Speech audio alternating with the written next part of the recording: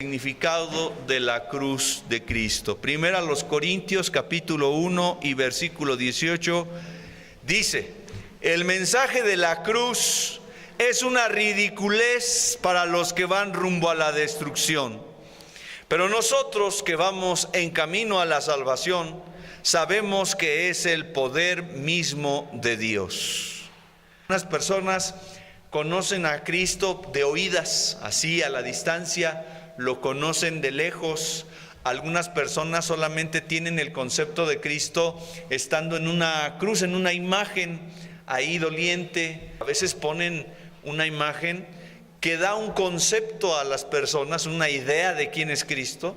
Pero como yo decía la semana pasada, hablando de la doctrina de Dios, ahora hablando de Cristo, hermanos, como el Hijo de Dios, Dios mismo, creemos que es Padre, Hijo, Espíritu Santo, es el mismo Dios. Pero en la persona del Hijo, creo que algunas personas tienen un concepto equivocado de quién es Cristo. Entonces alguien va a decir, bueno, ¿y tú tendrás el concepto correcto de quién es Cristo? Bueno, para no estar diciendo tu concepto, mi concepto, tenemos que ir a la palabra de Dios. El único Hijo de Dios que fue enviado al mundo para pagar por nuestros pecados, morir en la cruz, esa era su misión, a eso vino, a salvar a los pecadores, y hoy todo aquel que cree en Él tiene vida eterna. Y cuando nosotros tenemos esta experiencia de salvación, cuando nosotros hemos depositado nuestra vida, nuestra fe en Cristo, sabemos que ahora nuestra vida tiene un nuevo sentido, no solamente por lo que pasa aquí en la tierra, hermanos, porque algunas personas piensan, me voy a hacer cristiano, voy a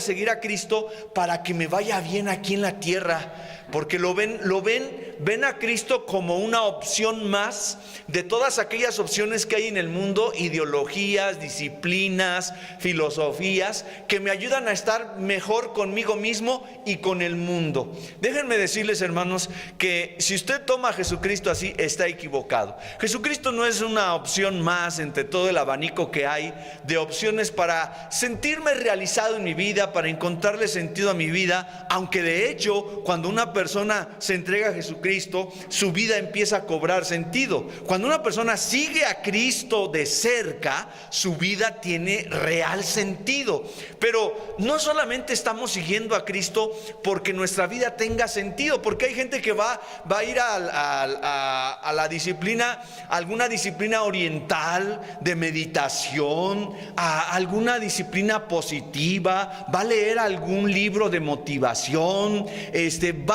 va a leer algún filósofo, y entonces como ahí está bañado de consejos humanistas, ¿verdad? Una sabiduría derivada del cerebro y del corazón del hombre, pues algunas veces eso puede dar alguna idea así como de cierta paz, ¿verdad? Así como que, encontré el sentido, el valor de mi vida.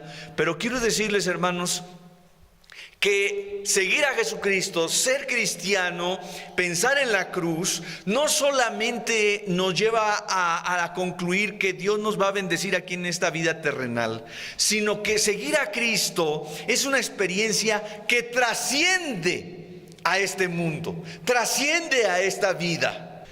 Y dice el ateo, pues yo creo que no necesitamos a Dios. Dice, porque yo me siento feliz y no tengo a Dios. Yo soy una buena persona y no creo en Dios. Soy buen vecino, no soy vicioso, no soy mal hablado. Soy una persona correcta y quiero hacer el bien a mi prójimo. Dice, entonces, pues yo realmente no necesito a Dios. Estás condenado. Estás en el infierno. Y él va a decir, ¿por qué si soy muy bueno? Porque hasta el hombre más bueno que pueda existir, hermanos, ha cometido por lo menos un pecado. Por lo menos. Pero si somos honestos nosotros mismos, vamos a concluir, vamos a admitir que hemos cometido más de un pecado. Pero si por un solo pecado nosotros, o si solamente hubiéramos cometido un pecado, ya quebrantamos la ley y la paga del pecado es la muerte. Así que a ese hombre yo le diría ¿Qué harías tú? ¿Qué vas a hacer tú para enfrentarte a un Dios que te creó, que envió a su Hijo para salvar a los pecadores, porque era la única manera que se podían salvar? No había otra manera. ¿Se acuerdan de aquel joven rico que fue con el Señor y le dijo, maestro bueno? Así se dirigió a él. Le dijo, ¿maestro qué? Maestro bueno. Como diciendo, aquí nos vamos a encontrar entre buenos. Tú eres bueno y yo también soy bueno, pero él no lo dijo. Nada más le dijo, maestro bueno, ¿qué debo hacer para obtener la vida eterna? Pregunta. Responde Jesús y dice, bueno, lo está probando Jesús, lo está probando. Le dice, bueno, los mandamientos lo sabes. No matarás, no hurtarás, no dirás falso testimonio contra tu prójimo. ¿Y qué le dice el joven rico? Yo no he fallado en nada, todo lo he cumplido. Maestro bueno, yo también soy bueno. Y entonces, cuando Jesucristo vio la arrogancia de este hombre, le dice, todavía te falta una cosa. Lo probó con aquello que él amaba más que a nada, que eran sus bienes materiales. Vende todo lo que tienes, dalo a los pobres y sígueme. Ahí te voy a probar. A ver, ¿qué amas más? ¿Tus riquezas o a Cristo? Y entonces el joven rico hizo su cálculo y determinó que le daba más tristeza dejar sus riquezas que seguir a Cristo, y dejar sus riquezas. Ahora, este era el joven rico. Algunos de nosotros seremos probados con otras cosas que gobiernan nuestra vida. A lo mejor alguien aquí dice, pero yo no amo las riquezas. Bueno, tienes que pensar qué amas. Tu hijo, tu esposo, tu coche, tu trabajo, tu prestigio profesional, tu oficio, el qué dirán, tu yo. No lo sé. Vende todo lo que tienes, deja aquello y sígueme. Y en uno de los pasajes más tristes de la Escritura, este hombre le da la espalda a Jesucristo y no puede seguirle, porque amaba más a sus riquezas. Un hombre bueno, ¿sí era bueno? Sí era bueno, hermanos. Realmente a él no se le podía acusar de pecados escandalosos, pero no era tan bueno como para decir que nunca hubiera fallado, porque todos hemos fallado. Pensamientos, palabras, acciones, intenciones, todos hemos fallado. Entonces, al fallar, nosotros somos dignos de muerte porque nos hemos rebelado contra Dios. El pecado es rebelión contra Dios. Y entonces Dios tuvo que proveer la forma de salvar a los seres humanos. ¿Cómo los salvaré? ¿Cómo los salvaré? ¿Cómo los salvaré? Ellos tienen que pagar con su vida porque han violado la ley. Y entonces, el único que podía satisfacer la deuda era Cristo, con una vida perfecta. Sé que nunca pecó. Nuestra vida deteriorada por el pecado, por su vida limpia. Por eso se mataba en el Antiguo Testamento un cordero que fuera perfecto, dice sin defecto. Apuntaba eso a Cristo, el Cordero de Dios, que fue sin mancha, sin pecado. Y ese corderito debía ser degollado y la sangre debía ser derramada. Porque la sangre, como ya les he dicho, es la sustancia de la vida. Un cuerpo sin sangre no tiene vida. Y entonces era la vida el precio por el pecado. Como Cristo en la cruz debía pagar por el pecado de nosotros los hombres. ¿Qué significa la muerte de Cristo en la cruz del Calvario? Número uno, significa que era imposible que los seres humanos pudiéramos llegar a Dios por nuestros propios medios.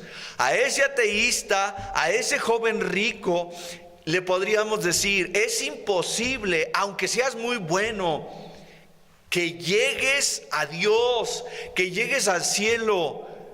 Dice el ateísta, porque pues yo me moriré, dice, me moriré feliz y ya. Pero yo pienso que él cree en la aniquilación del alma, es decir, una persona muere y se deshace y ya no hay. Pero si ustedes van a Eclesiastés, dice que Dios le puso al hombre eternidad en su corazón. Es decir, que el hombre después de que nace vivirá eternamente o tendrá una existencia eterna. Solo que tiene que pensar en dónde va a estar. Porque puede estar eternamente en el cielo o eternamente en el infierno. Y esta personita que está pensando que se va a morir y que ahí se acabó todo, está bien equivocado. Pero él dice, no creo. Entonces yo le diría como Pascal, aquel físico, aquel científico, que dijo, bueno, vamos a hacer algo de lógica, dice. Vamos a suponer que Dios no existe y que yo no creo en Él. Si me muero y nada pasa, pues nada pasó. Pero ahora vamos a suponer que Dios sí existe y que yo no creo en Él. Y me muero y entonces voy a estar toda una eternidad, por haberle rechazado, voy a estar condenado. Entonces hasta por lógica me convendría creer en Dios, en su existencia. Pero obviamente, hermano, cuando uno conoce a Dios, uno sabe que va más allá de todos estos pensamientos. Esos pensamientos se quedan muy cortos, porque siempre está puesta nuestra vista en lo terrenal, en lo que vemos, en aquello que nuestros ojos alcanzan a ver, que nuestros sentidos alcanzan a percibir. Pero la palabra de Dios es fiel, como dijimos la semana pasada, sea todo hombre mentiroso y sea Dios veraz y todo hombre mentiroso. Cuando la gente dice el infierno no existe, la condenación no existe, eso es algo que ha creado la religión para tener rehén a las personas, sea Dios veraz y todo hombre mentiroso. Mentira, el padre de mentira quiere llevar a la gente a la condenación. La palabra de Dios es pura, es verdadera. Leímos en el Salmo 19 esta mañana, su palabra es perfecta, es limpia, es pura. Así que no hay mentira en Él. Él no ha fallado a ninguna de sus palabras. Debemos confiar en lo que Él dice en su palabra, y Él dice que hay cielo y hay infierno. Como vimos también la semana pasada, porque Él es justo, hay cielo y infierno. Si fuera injusto, pues se pasaría por alto todos los agravios que uno hace o comete. Pero Él es justo. Él es justo. Hay retribución, como hay también bendición, como hay recompensa. Entonces, es imposible que el hombre llegue a Dios por sus propios medios. Primero, porque el pecado que está en nuestra vida es un obstáculo imposible de superar por nosotros mismos. Romanos 3:23 dice: todos pecaron y por eso no pueden participar de la gloria de Dios. El pecado crea un abismo entre el hombre y Dios. Cuando hablamos de la santidad de Dios, vemos cómo Él está tan retirado del hombre moralmente, porque Él es santidad y nosotros somos pecados. Gracias a Dios por Jesucristo, que es el puente, es el amor entre Dios y el hombre. En segundo lugar, estamos lejos de Dios. No puede llegar el hombre a Dios porque para la ley era imposible salvarnos por la debilidad de nuestra carne. Hay personas que dicen, bueno, está el decálogo, ¿no? Los 10 mandamientos. Luego están los 638 mandamientos que había en toda la ley mosaica. Bueno, resumidos en los 10 mandamientos. Y todo el que cumpliere esa ley será justificado. ¿Pero quién cumplió? Nadie cumplió. Entonces fíjense lo que dice Romanos 8, 3 y 4. En la Biblia, en lenguaje sencillo: Dios ha hecho lo que la ley de Moisés no era capaz de hacer, ni podría haber hecho, porque nadie puede controlar sus deseos de hacer lo malo. Dios envió a su propio Hijo y lo envió tan débil como nosotros los pecadores. Lo envió para que muriera por nuestros pecados. Así, por medio de él, Dios destruyó el pecado. Lo hizo para que ya no vivamos de acuerdo con nuestros malos deseos, sino conforme a todos los justos mandamientos de la ley, con la ayuda del Espíritu Santo. Entonces, el hombre no podía cumplir la ley. La ley, de hecho, lo que hacía es señalar cuán pecador era el hombre. Entonces la ley no podía salvarlo. Era necesaria la intervención de Jesucristo, alguien que pagara la deuda de nuestros pecados, y que no solamente eso, sino que nos habilitara a través del Espíritu Santo, nos diera la disposición en la mente de obedecer a la ley. La ley es buena. La ley es perfecta, pero para nosotros es imposible cumplirla. Ahora mire qué dice Romanos 7, 15 al 16. A ver quién se identifica con esto que está en la palabra. Romanos 7, 15 al 16. La verdad es que no entiendo nada de lo que hago, pues en vez de hacer lo bueno que quiero hacer, hago lo malo que no quiero hacer. Pero aunque hago lo que no quiero hacer, reconozco que la ley es buena. Lo que quiero hacer no lo hago. Entonces, realmente, hermanos, ahí podemos entender esa lucha, esa impotencia que tenemos como seres humanos. Queremos hacer la voluntad de Dios, pero hay una ley, dice Pablo ahí mismo en Romanos 7, que me lleva al pecado. Es como ese ejemplo de la grúa es perfecto.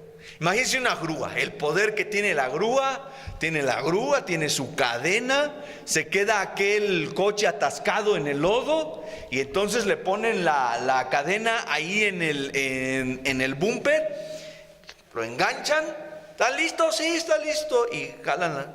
Pero cuando jalan con la cadena, ¡pum!, se rompe el bumper del coche, se rompe la pieza del coche.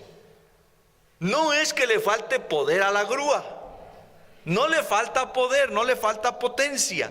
El problema es la debilidad de las piezas del vehículo. La grúa más bien es la ley. La ley es buena, es perfecta y quiere jalar al hombre, pero el hombre no tiene la capacidad de seguir la ley de Dios, no puede obedecerla por la naturaleza. El miércoles en el culto veíamos que tenemos dos naturalezas. Ahora el cristiano tiene dos naturalezas. Primero, la naturaleza normal, se llama la naturaleza pecaminosa. Es la tendencia a pecar que tiene. Miren, ven un niño de brazos, pues está el niño inocente, no tiene, pero cuando empieza a tener uso de razón, sus palabras son: no, mío, quítate, y le das de comer, escupe, y deja eso, y no vayas para allá, y va. O sea, hay una tendencia, ya nacimos con eso. Esa fue la naturaleza que nos heredó Adán. Adán era inocente, pero cuando él desobedeció al Señor, heredó a su posteridad una naturaleza caída tendiente al pecado. Por eso cada bebé que nace potencialmente pecador. O sea que si ese niño muere a los 2-3 meses, pues no fue un pecador. Pero conforme va avanzando, va creciendo, cuando ya ese muchacho, ese niño tiene la capacidad de decidir sobre algo, sus acciones van a ser malas, sus intenciones malas. Entonces todos necesitamos un redentor, un salvador, todos. Entonces, por eso era importante Cristo, porque el hombre no podía salvarse por ningún otro medio. El hombre no puede salvarse por otro medio. Antes, bueno, creo que ahora también se pagan unas indulgencias.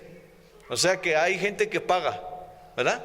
El otro día alguien me dijo, murió la señora, ¿no?, una viejita, y dice el hijo: ay, lo bueno es que yo ya estoy tan tranquilo porque mi mamá se va a ir al cielo. Y le dije: ¿Cómo sabes que se va a ir al cielo? No, pues porque aquí está el certificado. Ah, caray, ¿cuál certificado? Dijo: no, es que pagamos, nosotros pagamos con tiempo, con años y todo, y aquí está el certificado de la indulgencia. Dice, ya con esto, dice, nosotros ya aseguramos que nuestra mamá va a estar en el cielo. ¿Cómo la ven? Ya hasta me estoy animando a hacer algunos formatitos Para nada, hermanos, para nada. La salvación no puede ganarse por dinero. Como hemos visto, la salvación tampoco puede ganarse por buenas obras. Me voy a portar muy bien. No puede ganarse así. No puede ganarse la salvación por medio de ser muy buen religioso. Voy a ser parte de una iglesia y voy a cumplir con todo lo que me manda y entonces voy a obtener salvación. Tampoco. Me voy a ir a las pirámides allá, me voy a vestir de blanco, voy a tomarme de las manos y tener energía y así sentir bonito y sentir que me elevo. Tampoco eso te da salvación. Que voy a ir con fulana para que me haga una limpia y te pasa un huevo y te pasa no sé qué y te va a hacer una limpia pero de los bolsillos. Nada de eso te da salvación.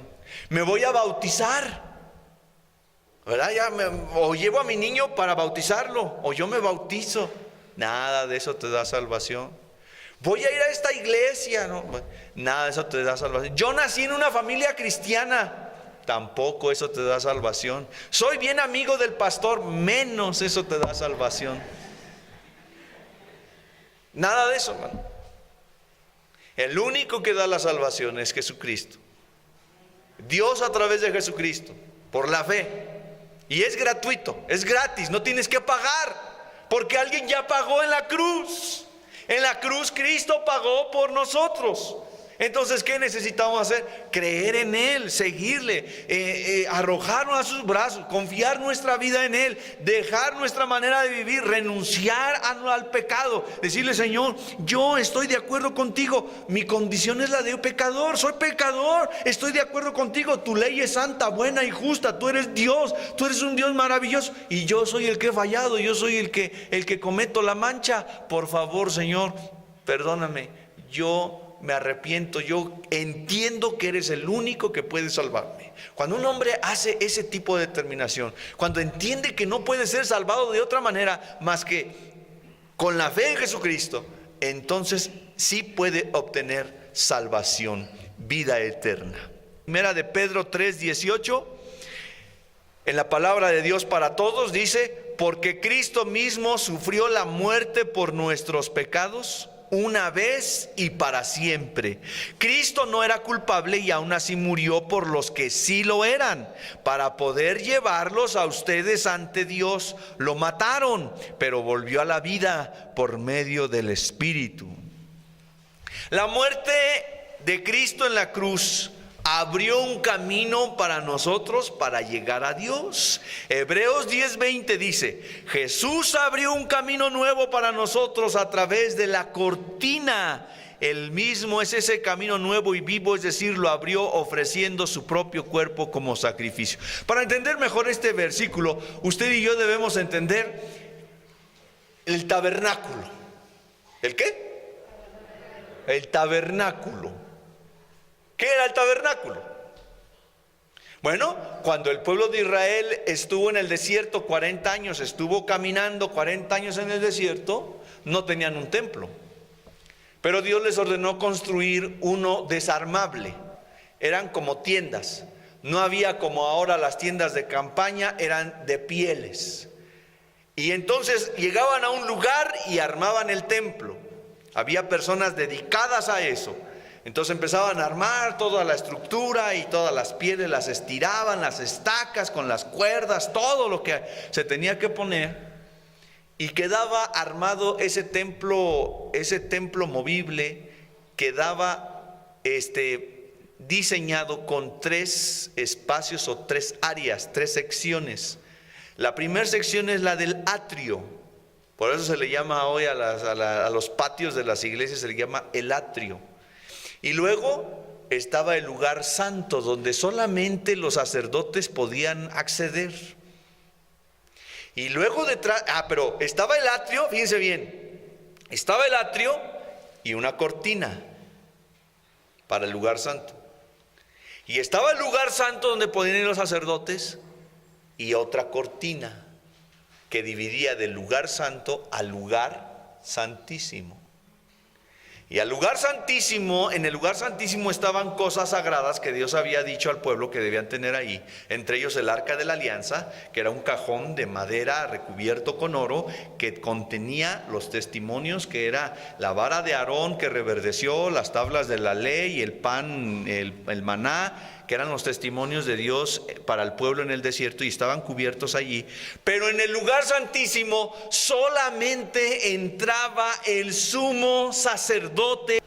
Pasaba por el atrio, abría la cortina, llegaba al lugar santo, se abría la otra cortina y era el único que podía entrar al lugar santísimo, porque la gloria de Dios se manifestaba en ese lugar, en esa cortina, en ese espacio que dividía esa cortina.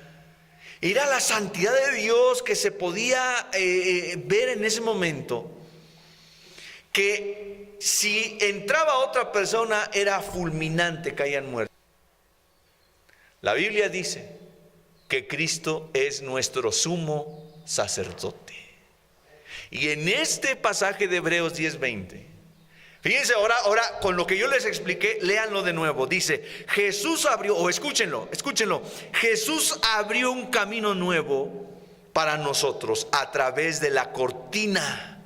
Él mismo es ese camino nuevo y vivo. Es decir, lo abrió ofreciendo su propio cuerpo como sacrificio. ¿Ya entendieron? Cómo Él pasa por el atrio al lugar santo y penetra hasta el lugar santísimo y abrió para nosotros esa comunión con Dios, porque nadie podía acercarse a Dios, nadie, solamente a quien Dios designaba.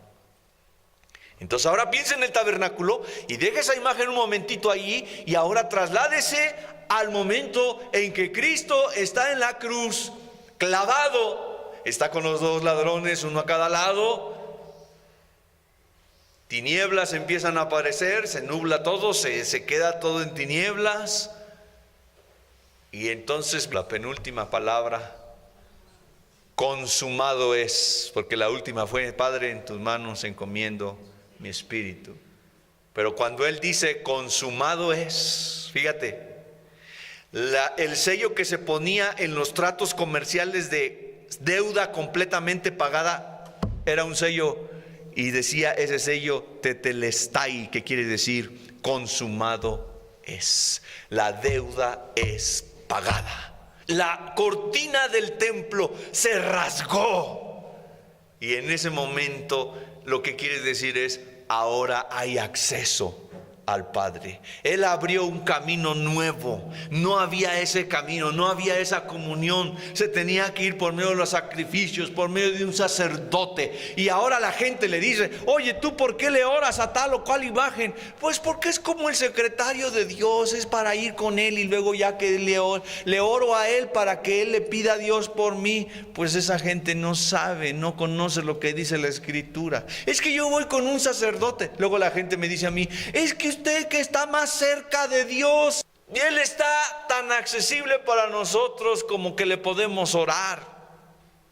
Nosotros podemos decirle, Señor, esto, lo otro, lo que me ocurre, yo soy pecador, necesito tu salvación, porque Él consumado es, Él pagó en la cruz. Entonces la muerte de Cristo abrió para nosotros un camino. En segundo lugar, lo que la muerte de Cristo significa, o la cruz significa, era que nosotros éramos enemigos de Dios, y solo la muerte de Cristo nos pudo reconciliar con Él. La ira de Dios está sobre los pecadores. ¿A poco Dios es un Dios que se enoja? ¿A poco Dios es un Dios que castiga? ¿A poco Dios es un Dios que condena? Por eso hemos estado estudiando los atributos de Dios, los naturales y los morales, para entender que Él se indigna por el pecado. Su ira es santa. El Salmo 7:11 dice, Dios es un juez honrado, todos los días se enoja con los malvados.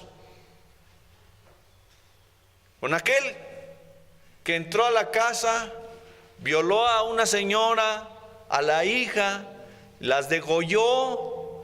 Para aquel que tuvo secuestrada como esclava a una persona por 15 años. ¿Ustedes les parece que estaría bueno que Dios estuviera contento con ese hombre? Si Dios es justo, Él va a estar indignado por la maldad. Si Dios es justo, se va a enojar con los malvados, se va a enojar con el pecado. Pero te tengo una noticia, hermano: tú y yo somos pecadores. Si Dios pusiera en una pantalla nuestros pensamientos, nuestras intenciones, o que se pusiera en un video lo más vergonzoso, pecaminoso que nosotros hemos hecho, ¿qué resultaría, hermano? Dice, Dios es un juez justo y todos los días se enoja con los malvados, porque a Dios le indigna el pecado. Y todo pecador es enemigo de Dios. Romanos 5:10 dice, cuando éramos enemigos de Dios, Él hizo las paces con nosotros a través de la muerte de su Hijo. Con mayor razón, ahora que somos amigos de Dios, Él nos va a salvar por medio de la vida de Cristo. Romanos 5:10. Entonces dice la Escritura, hermanos, que el que es pecador está en contra de Dios, es enemigo de Dios. Pero por medio de Jesucristo, por medio de su sacrificio, cuando alguien cree en Él, se entrega a Él, le sigue a Él, cambia su vida y ahora es amigo de Dios. La muerte de Cristo es lo único que puede reconciliarnos con Dios. Segunda los Corintios 5:18. Miren lo que dice. Segunda los Corintios 5:18. Todo lo nuevo viene de Dios, quien nos ha reconciliado con Él a través de Cristo y nos ha dado el trabajo de reconciliar a toda la gente con Él. Por el pecado el hombre estaba enemistado con Dios. Viene Cristo, yo creo en Cristo, se vuelve a unir. Tenemos esa nueva comunión, nos reconcilia con Dios y ahora nos encarga a nosotros predicarles a otras personas, como lo estamos haciendo ahora, como lo debemos hacer cada día allá en nuestro trabajo con las personas. Miren, hermanos, me fue a ver un matrimonio que no es de esta iglesia. Me dijo, oye, me peleé con mi esposa, ya nos vamos a divorciar, yo ya quiero divorciarme, ella también, nos amamos, pero ya no nos aguantamos. Y estábamos allí, dice, en pleno centro, y empezamos a discutir hasta que yo me acordé, sin Dios no puedo. Y le dije a ella, ¿qué te parece si vamos por una última oportunidad? Vamos a buscar a Dios. Dice, y se me vino a la mente, pastor, poder ir a verlo. Y me acuerdo que esa vez me llamó inmediatamente, quiero que por favor nos atienda ya. Bueno, pues vente ya. Y se vino. Pero esa parte, hermano, sin Dios no podemos. Sin Dios no puede. Aparte de ti, nada podemos hacer, le dijo. Entonces, estamos perdidos sin Dios, necesitamos a Cristo. Necesitamos reconciliarnos con Dios. Ay, si me puedes atender, por favor. ¿Sí? ¿Qué pasó? Tuve un accidente terrible. Se destrozó el coche completamente. Yo me salvé, pero yo siento que Dios me está llamando la atención. Aquí vamos. ¿Tú sientes que Dios te está llamando la atención? Sí. Ok. ¿Hace cuánto que tú conoces de Dios? Hace como 6 años. ¿Vas a la iglesia los domingos? No, fíjate que ya tiene como un año y medio que no voy, dice. Muy bien. ¿Lees la Biblia regularmente? O sea, ¿eres alguien que lee la Biblia sistemáticamente, profundiza en las Escrituras? No, la verdad, no. Bueno, sí, cuando a veces tengo miedo o tengo algo, pues leo la Biblia. Muy bien. ¿Te juntas con personas que aman a Dios? O sea, ¿tus amigos son creyentes? Ay, pues fíjate que no, dice, actualmente no me junto con nadie que sea creyente. Pues entonces, ¿quién sabe si tú seas cristiana? Le dije. No, pero mira, Gamaliel, es que la gente me busca para que yo le dé consejos. Pues, ¿qué consejos le darás? No, yo le digo que Dios es bien bueno y que nos da bendiciones, pero eso no sirve de nada. Eso se lo puede decir. Mira, hay brujos que le dicen lo mismo. Hay gente que da motivación que les dicen lo mismo. Tú vas con un santero y le dicen lo mismo. Vas con los hermanos Colbert y les dicen lo mismo. Vas con los padres de sufrir y les dicen lo mismo, que Dios es bueno y que les da bendiciones. O sea, eso no. Tú estás desperdiciando algo que Dios te está dando. ¿Y qué es? Que la gente se está acercando a ti porque tiene una necesidad, y en lugar de que tú la guíes a Cristo, les das pensamientos sensibleros, le das pensamientos humanistas, nada más como un paliativo para su momento, para su experiencia de momento. Pero no les hablas de Cristo, les hablas que Cristo es el Salvador, les hablas que están condenados, les hablas que tienen que arrepentirse de sus pecados. Y no, es un favor que les estás haciendo, no les estás ofendiendo. El amor más grande que le puedas demostrar a una persona es hablarle de Cristo, es hablarle de que está perdido en sus pecados. No lo tomes como ofensivo, hermano. Tienes que hablarle a las personas, y ese es el mayor regalo que les puedes dar. Si no, estás haciéndoles perder el tiempo. Cualquier psicólogo les puede decir lo mismo, le dije. Eso casi que les dices tú, es un desperdicio. Es un desperdicio porque no estás aprovechando la oportunidad que Dios te está dando de acercarlos, de llevarlos a Cristo Jesús. No tendrá la Biblia unos versículos para dormir bien. Le dije, ¿sabes qué? Ese es tu problema.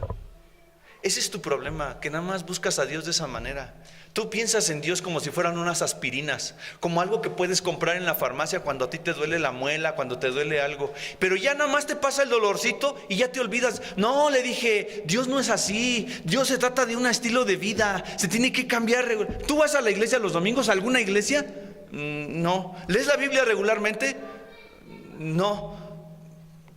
¿Te juntas con gente que es creyente, que te anime a...? No, pues no eres cristiana. No eres cristiana. Y le dije, discúlpame que sea, a lo mejor te sueno agresivo, pero tu hija acaba de venir aquí, que tuvo un accidente, que Dios le está llamando la atención. ¿Crees que nada más es para ella la llamada de atención? ¿No creerás que también es para ti? Cuando buscas a Dios nada más, cuando se te ofrece. ¿Por qué no vas a la iglesia? Me dicen, pero estamos bien. Entonces nada más es buscar a Dios por estar bien. Es que es pura conveniencia. O sea, no vas a la iglesia para adorar a Dios, para entregarte a Dios, para agradecerle por una semana que Él te dio. No vas a Dios para adorarle, porque Él es el Dios santo, poderoso y sublime, que necesita, o no que necesita, sino que es digno, es merecedor de toda nuestra adoración, de que rindamos nuestro corazón a Él. A eso vengo el domingo, a reunirme con mis hermanos, a rendirle adoración a Dios, no a sentirme bien, no a que Dios me dé, si Él me da todos los días. Todos los días sin falta, ni consciente soy de los cuidados y bendiciones que Él me da.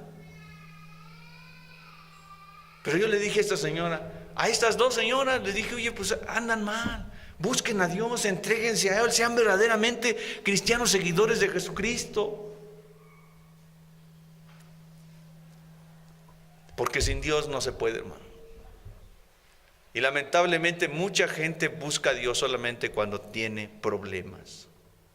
Si tú eres alguien así, que siente eso, que te has alejado de Dios, hermano, amigo, los brazos de Dios siempre están abiertos para nosotros, Él siempre está como el padre con el hijo pródigo. Él siempre está esperando que sus hijos regresen a Él.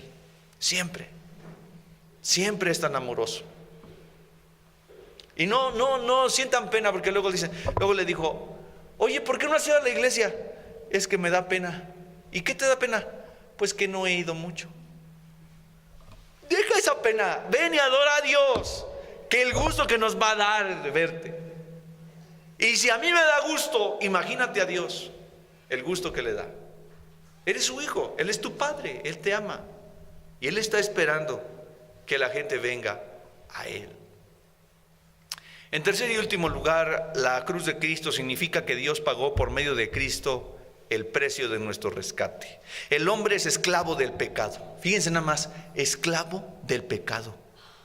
Por lo tanto, necesita ser rescatado. Descríbanme la imagen de un esclavo. ¿Qué tiene un esclavo? Ropa raída, tiene cadenas, grilletes, placas de hierro aquí pegada a la cadena. Entonces él ¿Quiere salir ¿quiere salir del cuarto? Hasta aquí llegó nada más, porque la cadena lo detiene y no puede accionar. Tiene que regresar y se quiere ir más y no puede. La cadena lo regresa.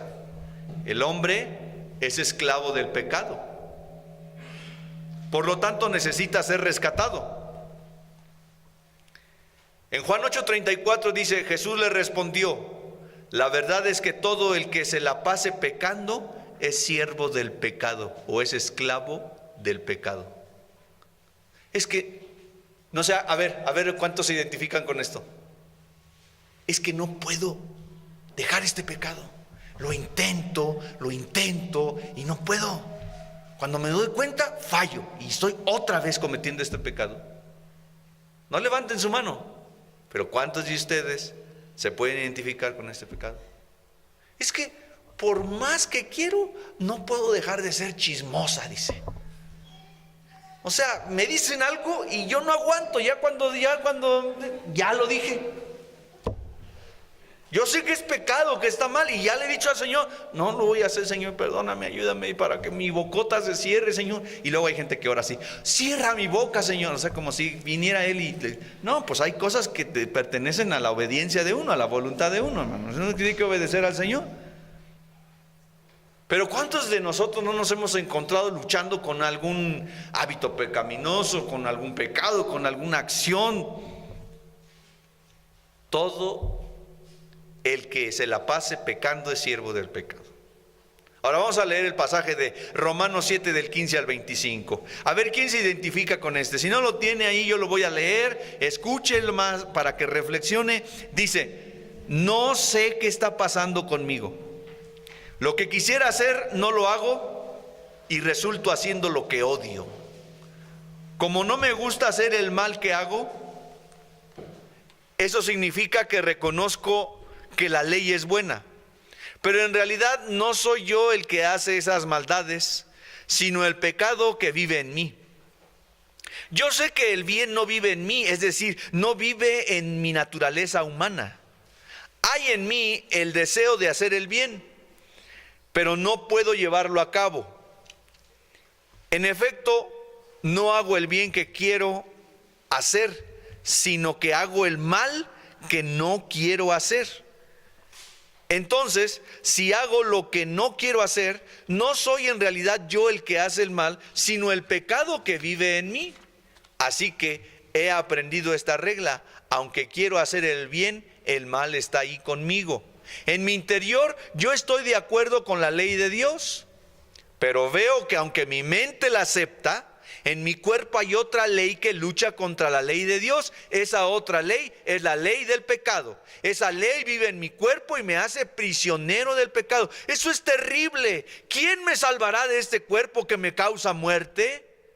Dios me salvará. Le doy gracias a Él por medio de nuestro Señor Jesucristo. Así que en mi mente soy esclavo de la ley de Dios, pero en mi naturaleza humana soy esclavo del pecado.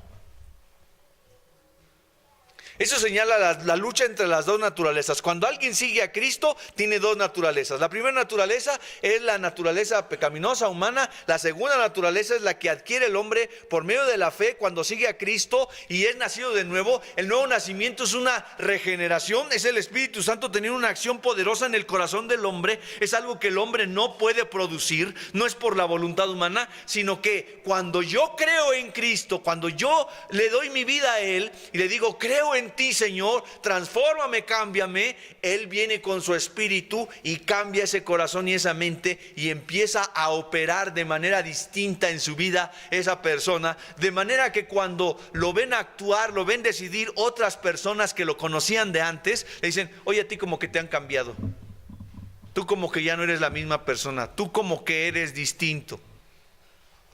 Algo que no entiende ha pasado, y eso se llama el nuevo nacimiento. Y entonces el hombre de Cristo, el hombre que ya está siguiendo a Cristo, tiene dos naturalezas. La naturaleza pecaminosa que lo quiere invitar al mal, al pecado, y la naturaleza de la criatura nueva que quiere llevarlo al bien. con la que nosotros servimos a Dios. Y ese conflicto, mientras estemos en este mundo y en este cuerpo, Pablo por eso dice: ¿quién me salvará de este cuerpo de muerte? Qué desgraciado soy, porque estoy lucho con mi mente, quiero servir a Dios, pero hay otra ley que siempre me quiere llevar a pecar.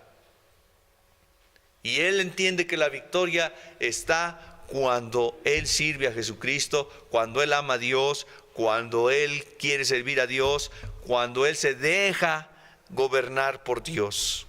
Nadie podía redimirnos, nadie podía rescatarnos de la capacidad de pagar el precio o de la necesidad de pagar el precio por nuestra libertad. Salmo 49:7 dice: ningún ser humano puede salvarse a sí mismo ni pagarle a Dios para que le salve la vida. Él se dio a sí mismo en pago. Gálatas 1:4 dice: Jesús se ofreció a sí mismo para pagar nuestros pecados según el deseo de Dios nuestro Padre, para rescatarnos de este mundo malo en que vivimos. Y el pago fue por su sangre. Efesios 1:7, la sangre que Cristo derramó en su muerte pagó el rescate. Y la gente podrá escuchar y dice: ¿eres limpio en la sangre? ¿Qué es eso? Pero no saben a lo que se refiere el canto. Yo espero que después de esta predicación ustedes entiendan a qué se refiere. El rescate por nuestra vida fue la sangre. Es una pregunta: ¿es tu corazón más blanco que la nieve? Cualquiera va a decir: ¿cómo va a ser un corazón más blanco que la nieve? Si todos pecamos y el corazón, dice la Biblia, que es más engañoso y perverso que cualquier cosa. Pero dice Isaías: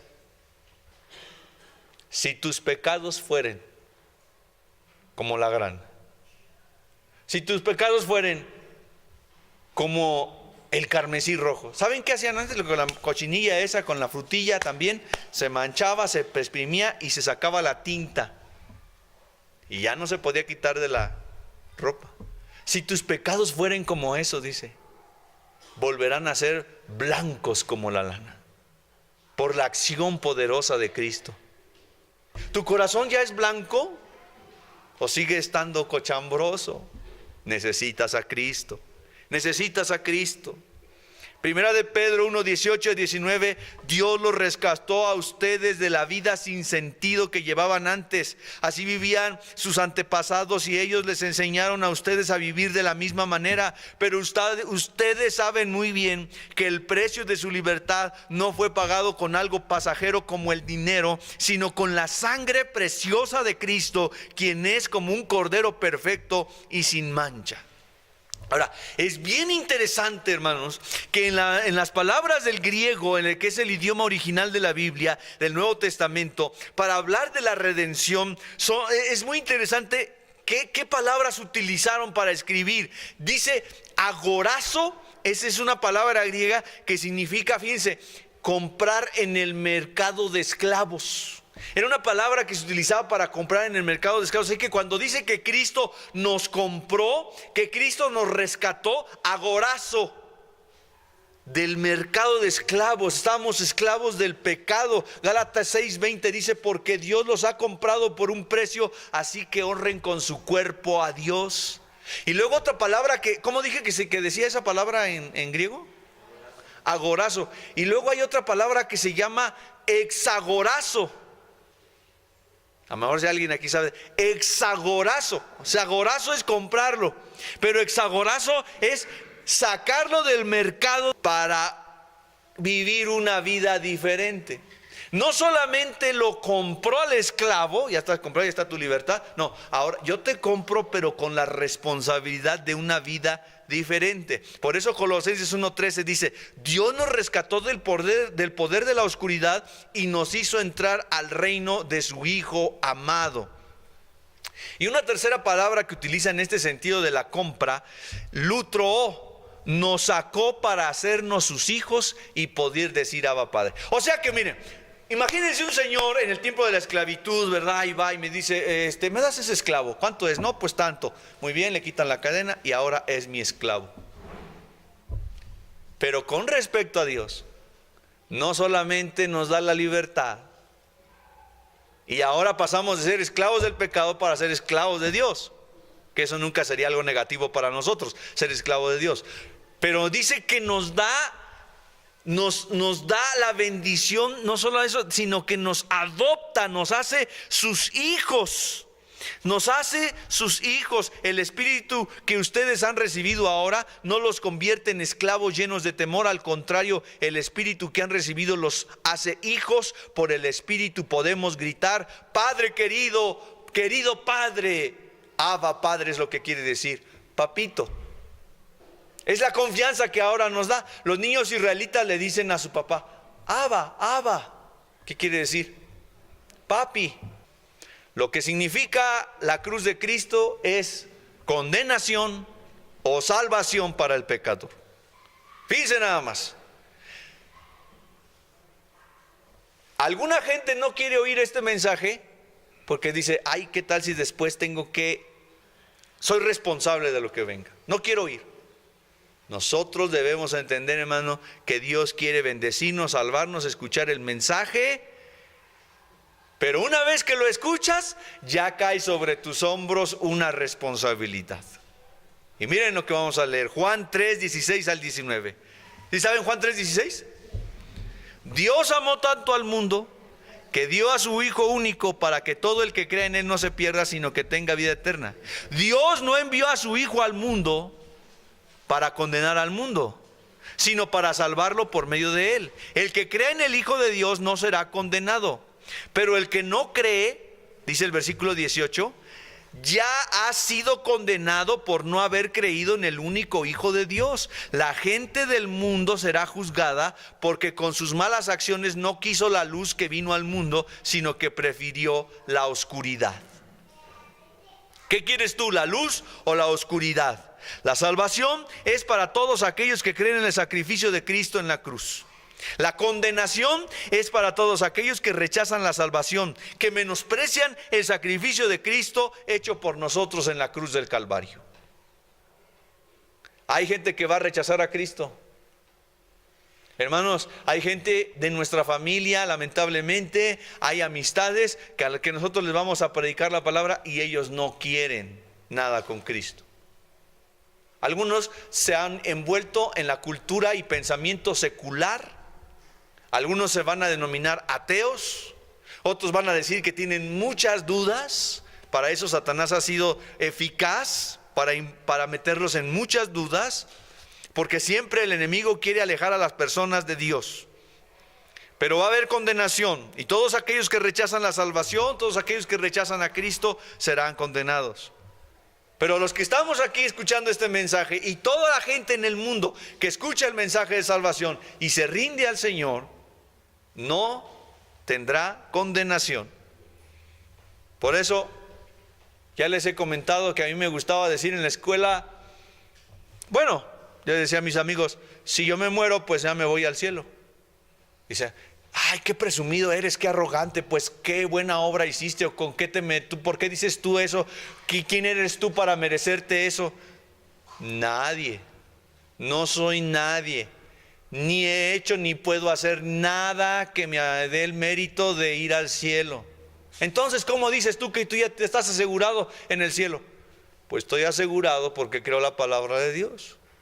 Y la palabra de Dios dice que cuando yo entiendo y acepto que no hay nada en mí que me pueda salvar, y confío en Jesucristo, el Hijo de Dios, no en Buda, no en Mahoma, no en una cubeta, no en una imagen, no en otro Dios, en el único Dios verdadero. Cristo es el único camino, no hay muchos caminos, Cristo es el único camino. Y cuando yo confieso que Él es mi Señor y mi Salvador, la palabra de Dios dice que Él me da salvación y vida eterna, y hay una mansión preparada para mí, no porque sea bueno, sino porque soy como ese malhechor a un lado de la cruz de Cristo, que le dice: Señor, sálvame, porque yo no puedo por mí mismo, necesito que tú me salves. Entonces Él me da sus palabras: hoy mismo estarás conmigo en el paraíso. La cruz de Cristo, hermanos, es vida y muerte, como un malhechor y otro malhechor. Uno se condenó y uno se salvó. Cada uno de nosotros decidimos. Deuteronomio 30, 19 dice: llamo hoy al cielo y a la tierra como testigos. Yo estoy dándote a elegir entre la vida y la muerte, la bendición y la maldición. Elige la vida para que tú y tus descendientes puedan vivir.